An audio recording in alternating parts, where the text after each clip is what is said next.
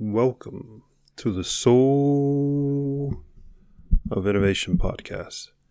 I am Thomas Anglero, and I want to ask you, what is the movie of your life that you play over and over again in your mind, in your head? How do you see yourself? Not just in a moment, but that repetitive film that you play over and over of your life, of how you're doing, of how you're not doing, how you're not succeeding, or how things are bad for you, how things are tough for you. Or do you play a movie in your head of things are wonderful for you? Let me ask you, what's your script? What is it? I've been meeting with people who are playing scripts, who are holding themselves back. And I reflected on myself as well. And that in life, you see yourself. You constantly are seeing yourself whenever you're walking down the street. I don't think there are many people who, and during the course of a day, they constantly are thinking about other people other than probably Mother Teresa. You're always seeing yourself from some perspective. You're seeing yourself, you have an assignment coming up, or a phone call, or a conference call, or a video conference today coming up. You see yourself in what role you have during that call. Or if it's a normal phone call, what you're going to say during a call. You're always seeing yourself from some situation. You're always thinking about yourself, and therefore there is part of your script. You constantly see yourself in a certain way, which sets you up for whatever is about to happen. There's your script. What is your script? How do you see yourself? How you see yourself, is that your limitation? Let me explain.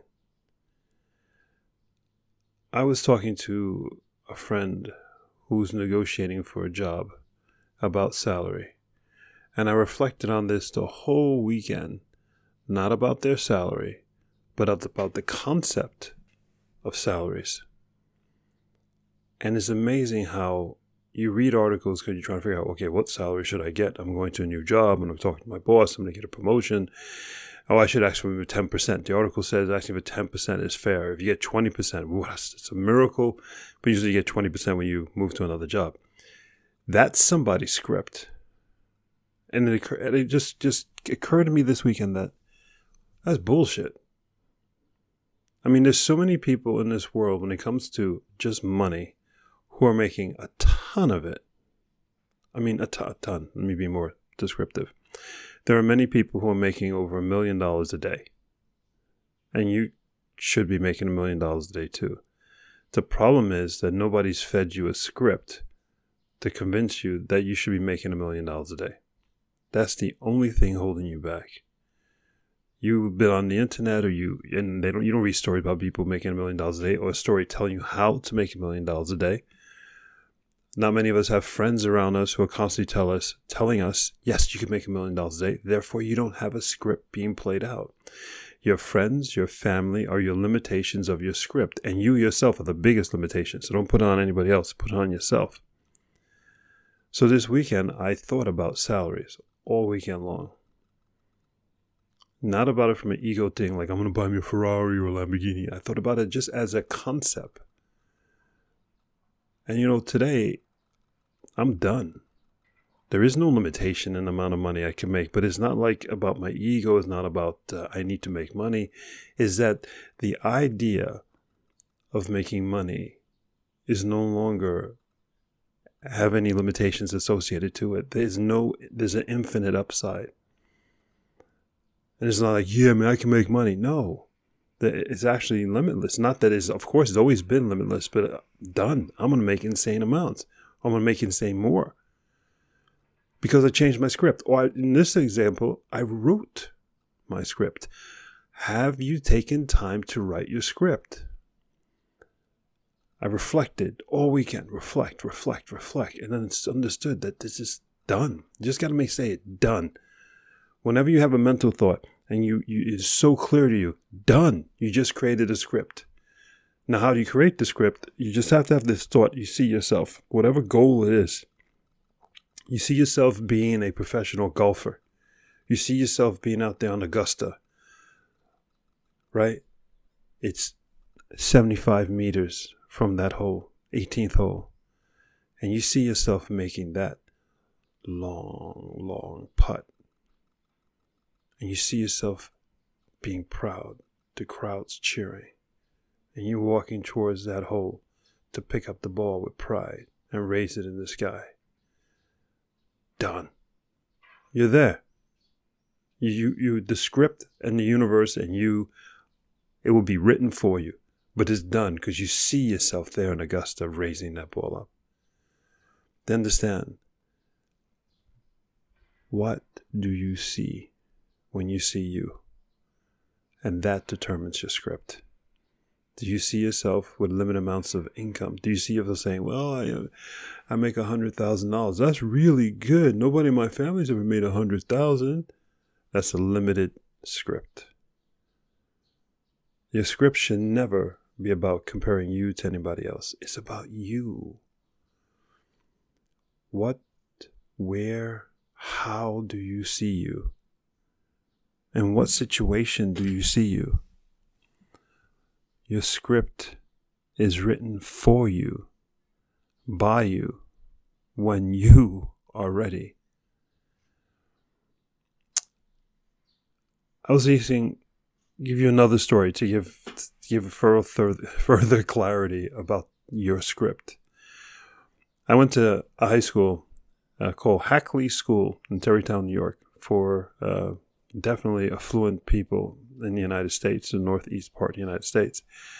And a lot of my classmates, who are amazing people, love to all of them. They're great. And I think we were the luckiest class ever because we didn't deal with the stupidity of people in terms of racism, in terms of who has, who didn't have. I think we were this bubble of time. But one of the things that amazed me was that most of those families came from wealthy families, and now they're living good lives, middle class lives, or everything is fine. But when they look at sending their kids back to Hackley, they can't. They go, oh, that's too expensive. Even though they came from wealth, they were brought up in wealth, they changed their script. And where they say, oh, I can't afford that school. I went there, but I can't afford it. You see, you may be given a script. You may be brought up in a certain family, in a certain lifestyle. And the script is given to you, and then you change your script. Now, that's an example of people coming from, say, good wealth, and then changing the script to lesser wealth. Not that they're poor, it's just a little lesser, because their parents didn't have that script. Let's look at the same situation, different story. Person brought up in the projects. My friends down in the Baruch projects, down on the Lower East Side of Manhattan, their script is you raised up in the projects, you brought up in the projects, you have your first intimacy with somebody in the projects in the hallway because you can't do it in the apartment because your parents will kill you, or her parents will freaking slice you up right there. So you first have intimacies in the hallway or near a garbage can or something like that. Sometimes I don't go into too many damn stories. Yeah, it gets really interesting in the projects. And you never move out. And you raise kids, hopefully with one woman, maybe you could be with several, but it's all acceptable because anything goes. And those kids have kids when they're kids, and those kids have kids when they're kids. One of my classmates, Lizzie, she's one of the sweetest people I know. Very sweet. Always has been, always will be, considerate and all that. But she got pregnant and gave birth at 13. Her daughter got pregnant and gave birth at 13. I think her daughter got pregnant and gave birth at 13. And they're all sweet people. Nothing wrong with the family. They just have a script that is very, very, very different. You see, you determine your script. But you have to man up. You have to decide that that script is yours and that you determine your outcome. The thing is, we spend so much time feeling sorry for ourselves. How much time do you spend feeling sorry for yourself? Oh, I don't have this, I don't have that. Or the worst way to look at it is, oh, this person has this thing, or this person has that thing. I see that all the time here in Norway. It's a reverse thing. Instead of feeling sorry for yourself, you detest others who have what you don't have. It's like the worst form of feeling sorry for yourself, because it's destructive, is negative, and is based on envy. It's just bad everywhere, because it destroys you. You take away from your script. Good luck with that. The way you get to your script, the way you get to a script that's going to leap you into this incredible world that you deserve to be in, is by, number one, is calling your own bullshit. In other words, stop blaming people. Stop blaming others for your lack of whatever. You don't have something. You're not what you want to be. You don't look like you want to be. You don't have the job you want to have. Somebody's lied to you. Somebody's changed your life in a way that you can't undo, and you're screwed. Okay. Messed up. Absolutely messed up. You got into an accident. You lost a finger. You lost an arm. You lost a leg. Horrible. I'm not saying it's not. But now what? Do you spend the rest of your life being bitter? Do you spend the rest of your life reliving that moment? There's your script.